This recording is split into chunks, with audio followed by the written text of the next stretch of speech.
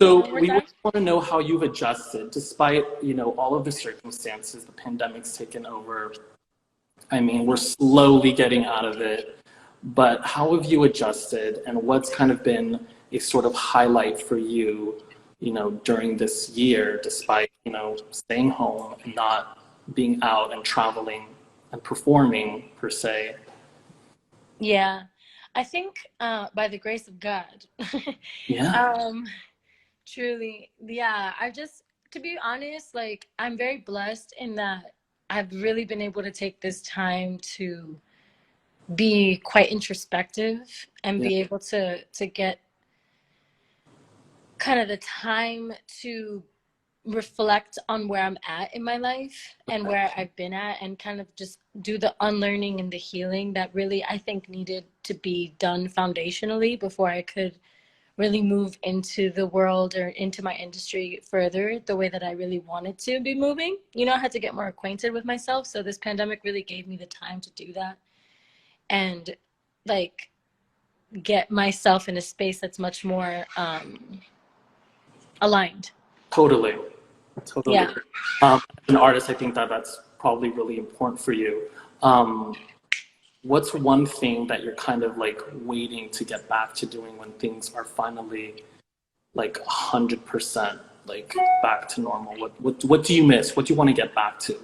Like, right. Definitely concerts, live music, performing and going to them. I love concerts and I miss them very much. Probably like going out like I'm usually a homebody, but I actually miss going out. Like I miss the option of going out. You feel me? Like Yeah. the option of being like, you know what, I'm gonna go to a CD club today and I'm gonna get wasted. Like I can't do that right now. You feel me? Can't do that right now. Too many crowds. Yeah. And I'm sure you miss your fans, like, regarding live events and so forth and performing for them and being out in front of them, like in person. What do you think if, when we do go back, what do you think is going to be different, like about the world, maybe about the music, and what do you think might be different, when we do go back? I think a lot of things are going to be different. I feel like we're kind of being conditioned right now to be scared of each other. So I think that the Okay. interaction might be a little bit stranger for people to get involved with, especially the little kids. Like I feel like, I don't know, it depends on when things go back to normal, quote unquote, but they don't really have a plan for that, nor do they have like a solid idea of when it would be ending, you feel me? So I feel like that uncertainty and that just kind of like, oh, this is kind of just what it is now energy, I think it's just going to be a little confusing to people Right. at first. Totally.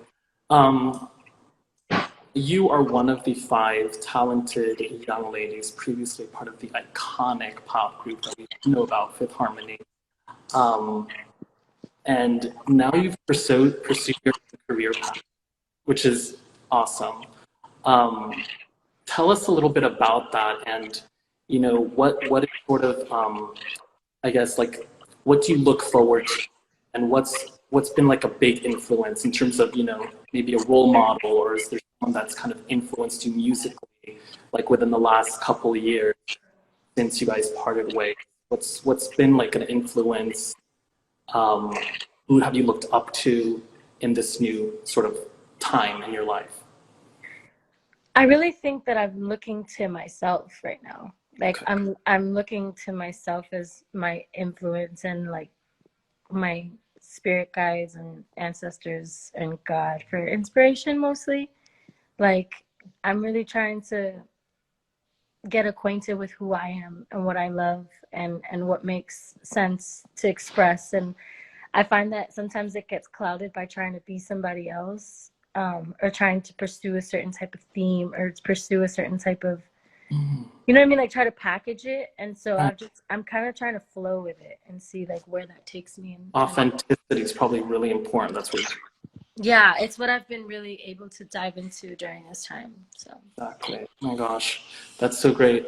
I mean, speaking about inspirations and, like maybe like looking within yourself, maybe soul searching, is there anywhere else that you might draw inspiration from? As humans, like we walk around, the world and we draw inspiration from within, but we also have, maybe places that we see or places that we might go or maybe dream about? Is there anywhere else that you might be drawing inspiration from at this time? I draw a lot of inspiration from nature and a lot of inspiration from experience. So like going through life and enjoying my life and having fun experiences and having difficult experiences and sad experiences. I feel like most of my inspiration is drawn from like human emotion, and kind of my experience with that, right? So like whatever it is that I'm going through, whatever it is that I'm living through in life, is usually what ends up on the page for me.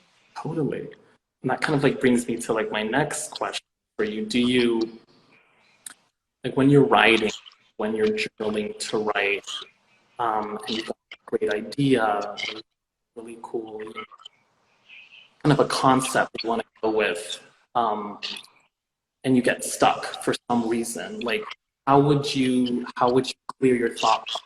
Or, you know, what's kind of like your way of kind of keeping that flow going, that songwriting flow, that smooth process? Yeah. I'm not gonna lie, like when I don't feel it anymore, I stop.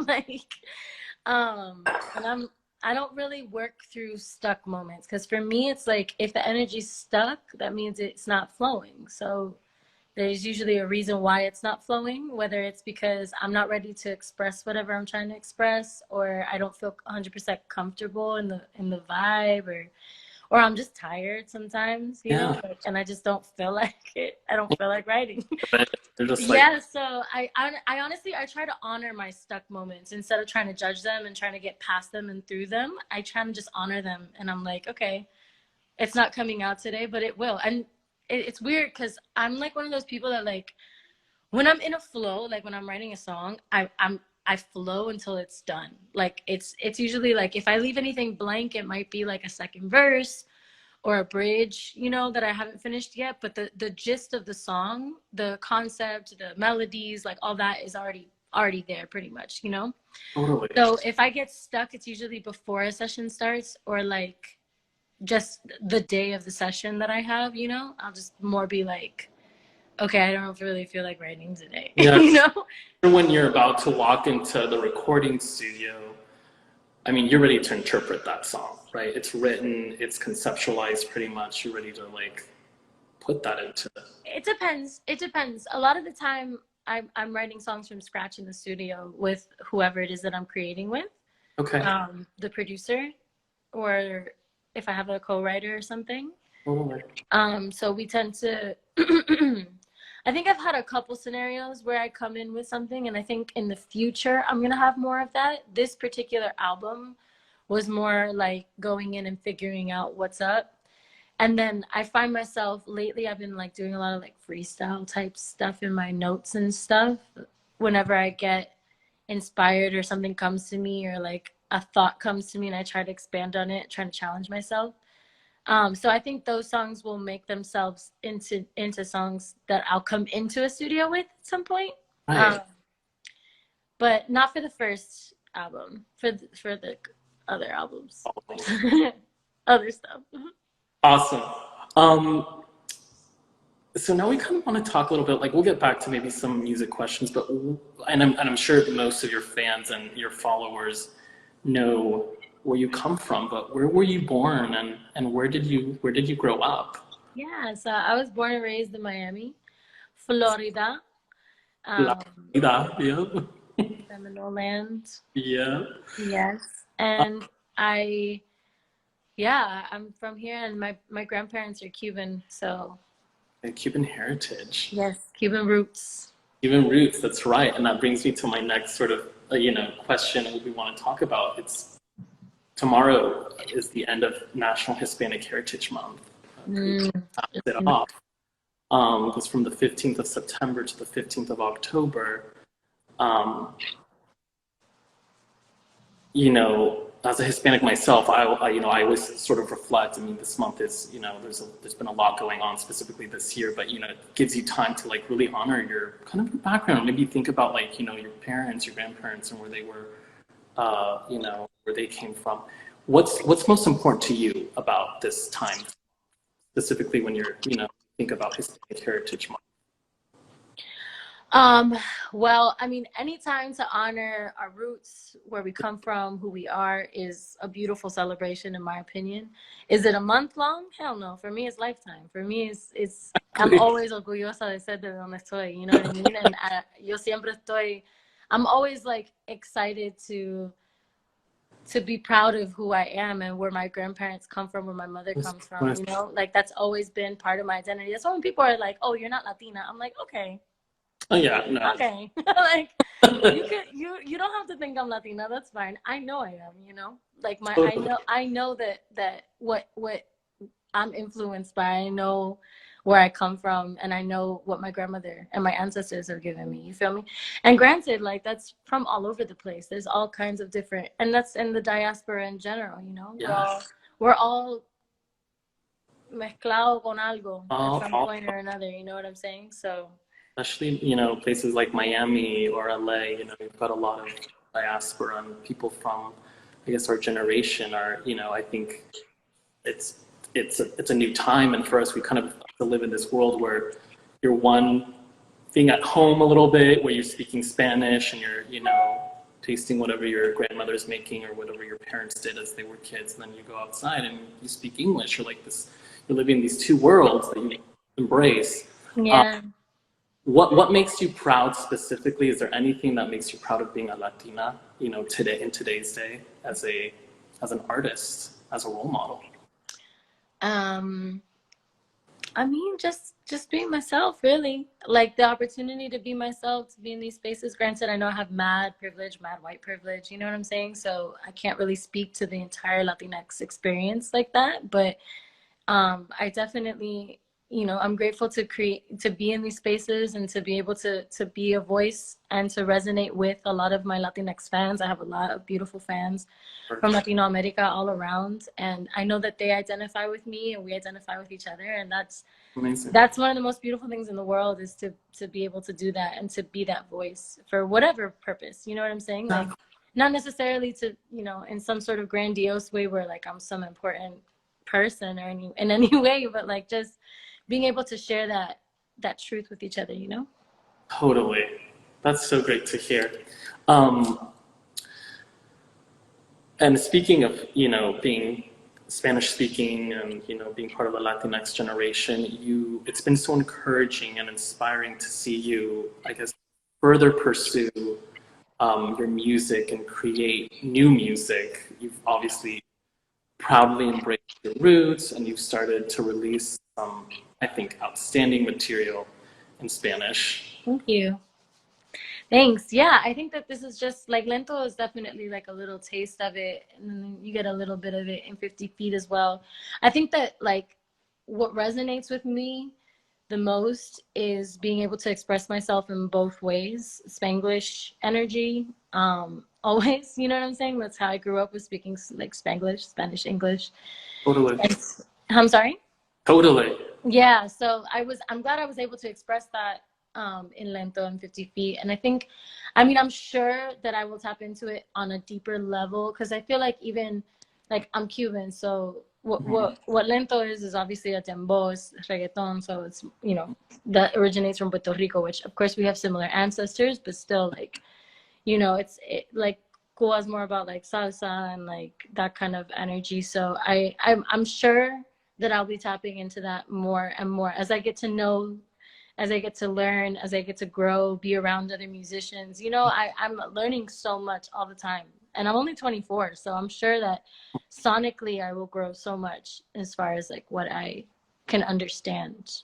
Yeah, and that song specifically, Lento, you know, you collaborated with some major Latin writers and producers like Tiny, who's here in Miami, Chris Chill, just great, you know, so talented. There's a lot of, I feel, you know, there's like some real positive attitude that comes in that song, like the line that goes, I was raised by Caribbean waters. That's spicy. Thank you. That was my line. That's a good line.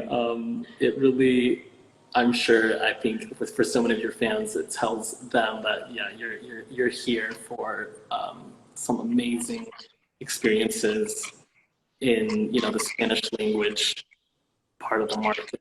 So it's awesome. Yeah, I look forward to exploring that more and growing in that world and really, I think also putting out material that's not just commercial, but that expresses in Spanish. I think that's important to me also, because Lento is a great song. I think it's an interesting song. It's talking about making love to the music instead of just making love to another person or something. But I also think that lyrically, I can go way deeper in Spanish, and I hope to. Yeah, I mean, what you've done already is amazing, and I like how it's like we were just talking about, like English and kind of going between both. When you're recording, when you're writing, I should say, what sort of feelings does kind of writing in Spanish evoke that you might not feel in English? Like Spanish versus English, it's two totally different languages.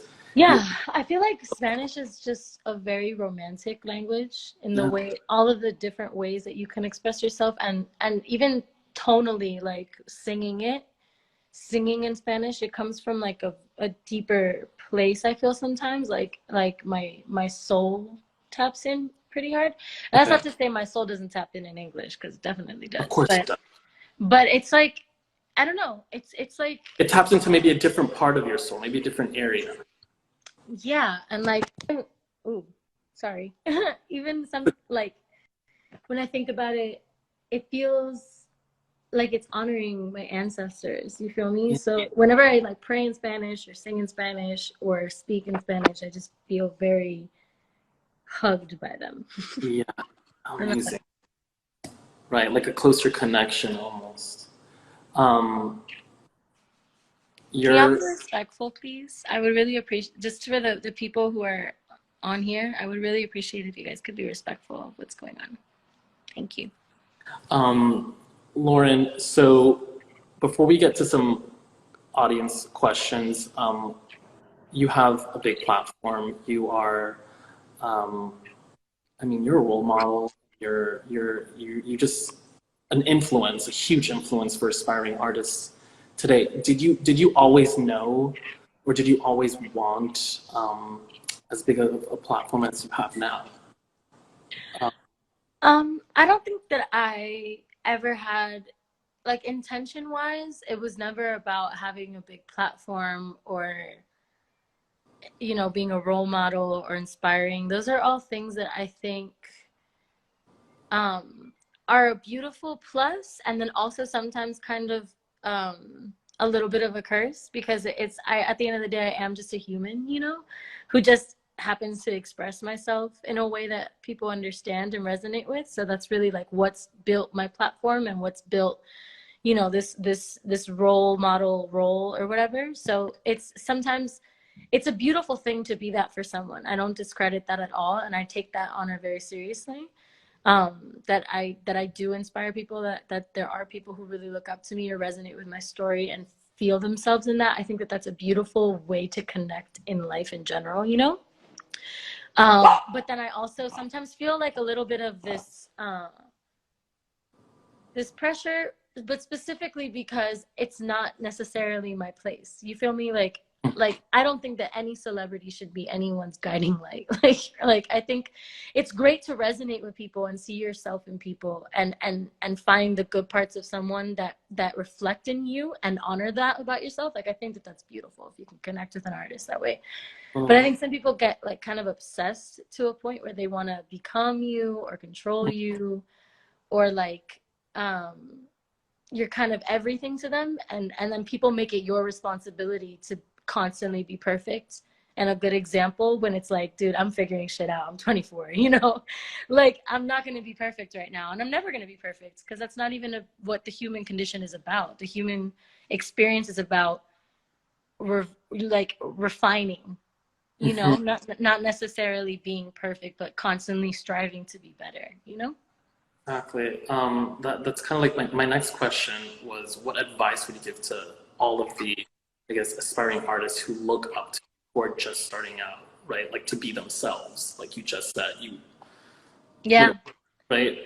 Yeah, I think that's the key, man. Figure out who you are.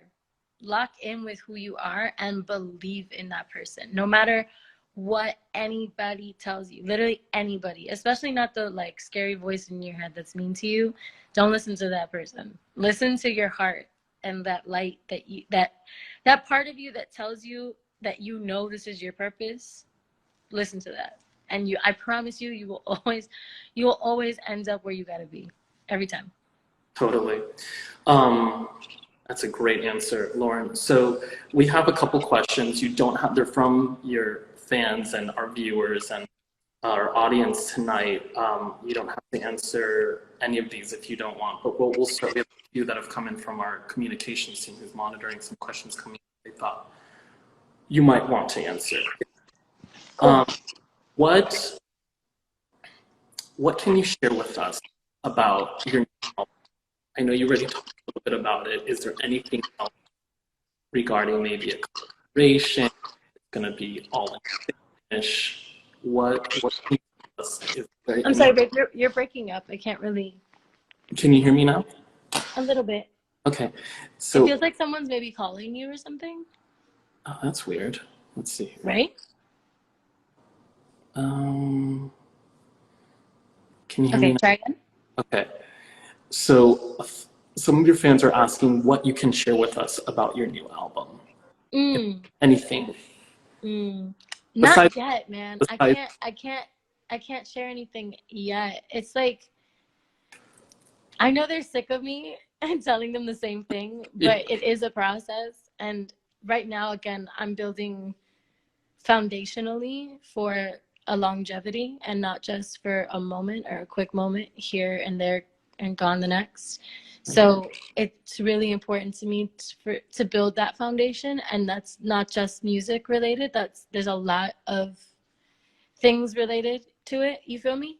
Right. That people don't understand, and they don't need to understand because it's not really their business, to be honest.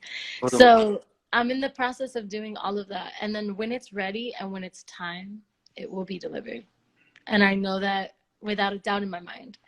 And there'll be plenty of music after that as well. There's just so much to give that there's no time limit on it for me. I'm very much like, I'm taking my time. Oh, absolutely. So Fifth Harmony parted ways. Obviously, you guys are not performing together at the moment, but there had to be, for you, and I think for anyone, when they do, walk into a new part of their life, they want to know, your fans want to know how you came to the decision to actually take that step and branch out onto your own, if there was that moment. Yeah, I think it was always something that I intended to do. So, I mean, we all auditioned as solo artists initially. Okay. So I always had my vision for myself very closely kept in my heart. Exactly. And yeah, it was all about opportunity though, and timing, to be honest. Timing at the end of the day. Because everything that I learned while I was in that group has 100% built me to the point of being able to do what I'm going to do as myself. Right. Which will be very clear to everyone once things start going. Yeah, exactly. Yeah. We're excited about that. What's something about you that your fans may not know about you right now, or that may surprise people? Anything? I don't know, man. I'm pretty open book as far as you. Exactly. Yeah, I'm pretty honest and open. Maybe like, I don't know. I don't know. I'm becoming a better plant mom. Ooh. I'm obsessed with plants right now, and I'm taking care of my current babies. They got this like little bug on them that's like a dust bug. Looks like a fucking little dust thing, and it takes the life out of them. And I had no idea. I thought it was just dust. So I'm learning a lot more about plants right now. Plants. That's awesome. What's your favorite song to perform, if there is one? To perform, I love singing Expectations. Okay. Yeah. Great one, which Hmm? you wrote 100%. I did. I did write that. That's an awesome song. Thank Um, you. what are you listening to right now besides your own stuff? Right now, I've been listening to chakra balancing music. Awesome. That's like all I've been listening to is like different chakra balancing and healing sounds, sonics, Sounds, peaceful sounds. playing sound bowls. Like I've been really in my high vibrational stuff. Your zone. And then like I've been listening to jazz a lot more lately as well. Any specific jazz artists that you are into right Miles Davis. now? Okay. Miles Davis's stuff is really hauntingly beautiful, Uh, and I love listening to it. So I've been listening to that. you know who loves Miles Davis? Christina Aguilera. I love Christina Aguilera, so there you go. There you go. There's a connection right There's there. a connection right there. Um, so, any words of inspiration that you want to share with your fans out there who are struggling or going through a hard time? Um, I love you, and you are so worthy of life, and you are so worthy of being here. And even if you don't know what it is yet, I promise you, there's a reason you're here. Thank you for that, Lauren. And this question is our last question that comes from us, sound exchange that we put together for you. We are in full election season mode. It's upon us. We know Wait, what? I'm sorry? we're in full election season mode, Mm. right? It is upon us. We know that you're a huge advocate of voting and you've been using your platform to encourage people to vote. What does voting mean to you? And why do you think, you know, what you think, if it's important to you? Mm. So voting for me is literally like 2% of the battle. I'm not even gonna lie. It's an important 2%, but it's only 2% of the battle, in my opinion. Because at the end of the day, voting is a system put in place by white supremacy. You know what I mean? On native land. So it's good that we're participating because it's what controls what's going on, regardless of whether we like it or not. So it's important to participate and it's important to make your voice heard. I'm 100% more focused on local elections though, because that is where the power lies. The people's power lies in who's running your states, who is running your commission, who your mayors are, who your senates are, who your chiefs are, sheriffs are, or your sheriffs, excuse me. Um, like those people, the DAs, that's what matters. Like those are the people that are doing the damage or doing the good in your particular communities. Like the executive branch of the federal government is the commander in chief. So they have control of the army and they can veto things that Congress and the Supreme Court are doing, and they can do executive orders. Like that's what they're allowed to do. And that's just a very small percentage of what we vote for. Like a very small percentage of what we vote for. So I'm a huge advocate for like if you're going to be civically involved, you need to be civically educated. So you need to be knowing who it is you're voting for, not just president, but who it is you're voting for across the ballot, so that you're educated on who you're going to be picking when you go in there, instead of just being like, oh, I'm a Democrat, so I'm going to vote here. Oh, I'm a Republican, so I'm going to vote here. Like, know who you're voting for and vote with your heart. That's what I'm an advocate for. Because, again, the president is not going to save us. Like, there are major systemic issues that need to be addressed that, in my opinion, Biden will probably listen to us more, but Biden does not have the same agenda that we have. Like, that's how I feel. It's like Biden is absolutely a better option than Trump, obviously, because Trump is a literal fascist. But you know, it's not like he's not a cop or has a cop for his VP. You know what I'm saying? So it is what it is, you know. But if we're talking about like progressive energy, like it's gonna go way beyond voting, but voting is the very first step to getting to a place where we can even do that. That's how I feel. No, amazing. That's why everyone should go out and vote. Indeed. Yeah, amazing. Lauren, we have come to an end of our Q&A.